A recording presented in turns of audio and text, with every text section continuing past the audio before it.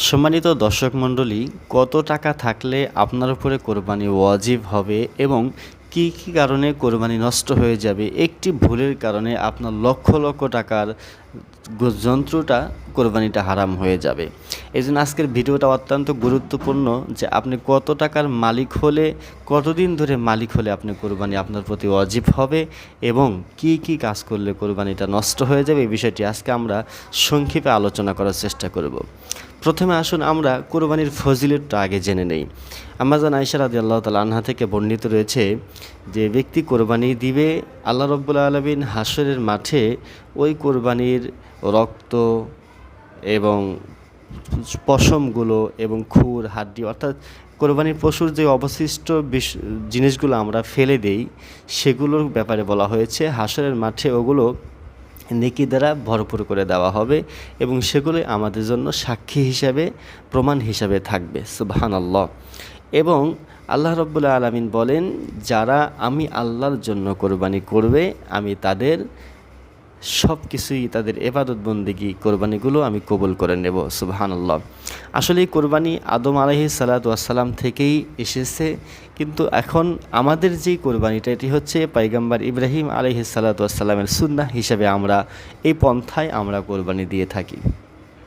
কোরবানির অনেক ফজিলত রয়েছে, যাই হোক তার মধ্যে একটি ফজিলত বললাম, অর্থাৎ আপনি যদি ইখলাসের সাথে আল্লাহর জন্যই কোরবানি করেন, হাশরের মাঠে আপনাকে এই কোরবানির পশুর বিষয়টাই আপনাকে জান্নাতে নেওয়ার জন্য সুপারিশ করবে।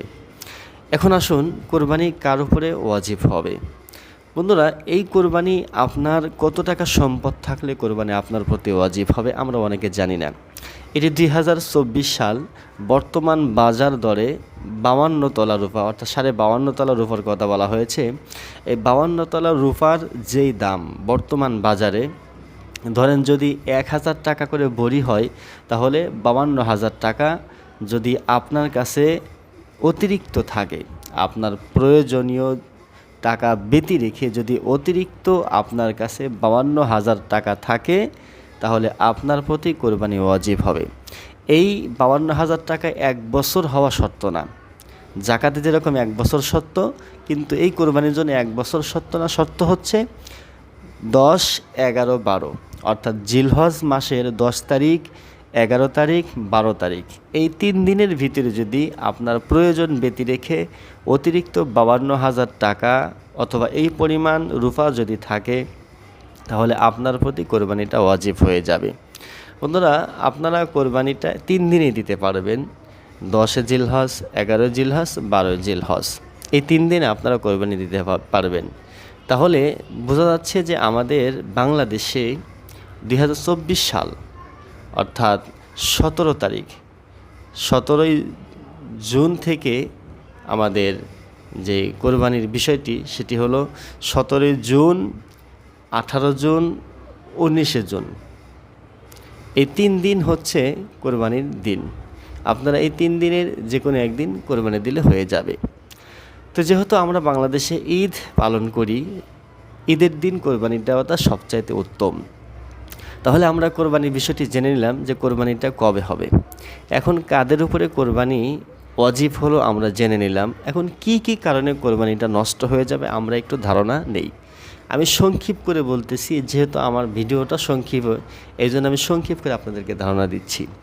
বন্ধুরা, আপনারা যদি পারেন, যদি সামর্থ্য থাকে, একা একাই কোরবানির পশু ক্রয় করে আপনারা কোরবানি দিবেন, তাহলে আপনার নিয়তের উপরে আপনি বুঝতে পারবেন যে আপনার কোরবানিটা হচ্ছে কিনা। গোস্ত খাওয়ার উদ্দেশ্যে যদি আপনারা কোরবানি করেন, তাহলে কোরবানি হবে না।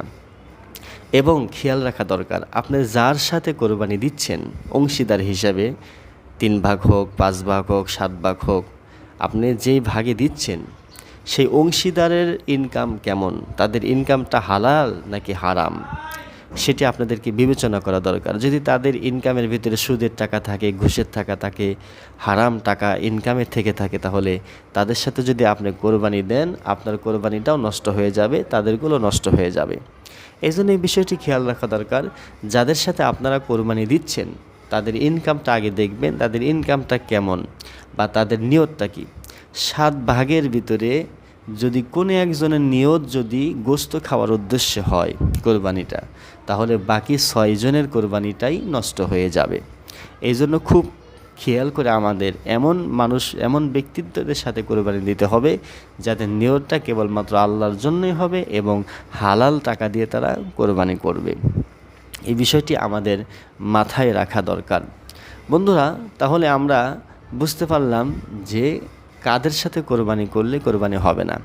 আরেকটি বিষয়, আমরা কোরবানির সময় যেই পশুটা জবাই করি, সেই জবাইয়ের সময় আমাদের যখন জবাই করব তখন অবশ্যই বিসমিল্লাহ আল্লাহু আকবার বলে আমরা জবাই করব।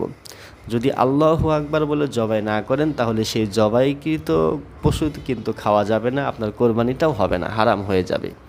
এই জন্য যিনি জবাই করবেন অবশ্যই খেয়াল রাখতে হবে জবাহের সময় যেন আল্লাহর নামটি যেন উচ্চারণ করতে পারি আমরা। আরেকটি বিষয় দেখা যায়, আমরা কোরবানি পশু জবাই করার পরে যারা গরিব মানুষ আছে, দরিদ্র মানুষ আছে, তারা আপনাকে সহযোগিতা করে, অর্থাৎ গোশতগুলো কেটে দেয়, চামড়াগুলো ছিঁড়ে দেয়। সেক্ষেত্রে আপনারা কি করেন, দিন শেষে তাকে পারিশ্রমিক হিসাবে আপনি গোশত দিয়ে দেন। খবরদার, এই ভুলটি আপনারা কখনো করবেন না। পারিশ্রমিক হিসাবে কোনো দিন মজুরিকে আপনারা গোশত দিবেন না। গোশত দিতে হলে এমনিই দিয়ে দিবেন, বাকি উনি যে আপনার পশুটি কেটে দিয়েছে, চামড়া ছেলে দিয়েছে, গোশত কেটে দিয়েছে, তার জন্য আপনি আলাদাভাবে তাকে টাকা দিয়ে দিবেন। এবং যেই ব্যক্তি জবাই করলো, যদি কোনো ইমাম, কোনো মজ্জেন, অন্য কোনো ব্যক্তিদেরকে যদি জবাই করেন তাহলে তাকে পার্সোনালভাবে আপনি হাদিয়া দিয়ে দেবেন যতটুকু পারেন। খবরদার, কোরবানির পশু থেকে যেন কোনোভাবেই গোশত কর্মচারীদেরকে না দেওয়া হয়, এই বিষয়টি খুবই খেয়াল রাখা আমাদের দরকার। বন্ধুরা, এই বিষয়গুলো যদি আমরা খেয়াল রাখতে পারি, মেনে নিতে পারি, তাহলে অবশ্যই আমাদের কোরবানিটা হয়ে যাবে। এখন অনেকে প্রশ্ন করে থাকেন কোরবানির সাথে আকিকা দেওয়া যাবে কিনা।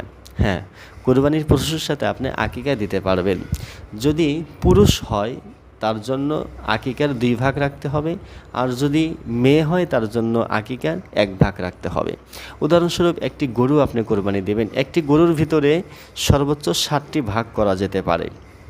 গরু, মহিষ, এরপরে উট, দুম্বা, এগুলোর ভিতরে 7টি ভাগ করা যেতে পারে।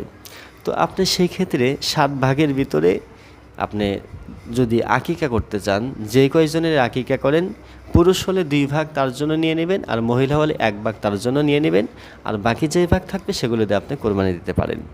আশা করি আপনারা মাসালাটি বুঝে গিয়েছেন।